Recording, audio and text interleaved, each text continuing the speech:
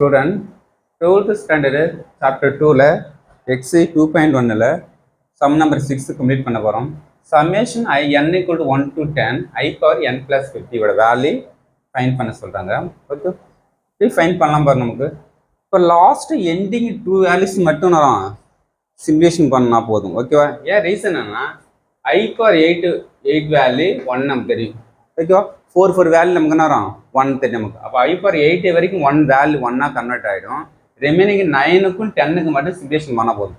அப்போ n-க்கு 9 யூஸ் பண்ணுங்க. n-க்கு 9 + 50 10 + 50. ஏன் ரீசன் ஓகேவா?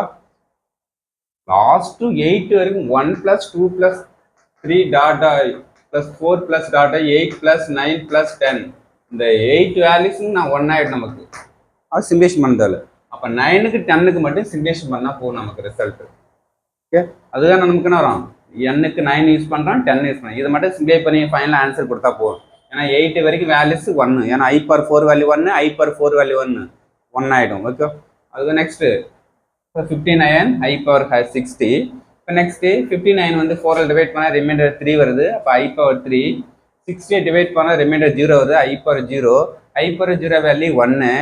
I cube சொல்லலாம், I square I சொல்லலாம். I square value -1 into I plus 1. -1 I minus I plus 1. Okay, இதான் நமக்கு ஃபைனல் ஆன்சர். லாஸ்ட்டு 2 வேல்யூக்கு மட்டும் என்ன வரும்? ரிசல்ட்டை கம்ப்ளீட் பண்ணால் போதும். ஏன் I power 10 வரைக்கும் ரிசல்ட்டை கேட்குறாங்க. 1 to 8 வரைக்கும் வேல்யூஸ் 1ஆக கன்வெர்ட் ஆகிடும். ஏன் I power 4 I power 4 1.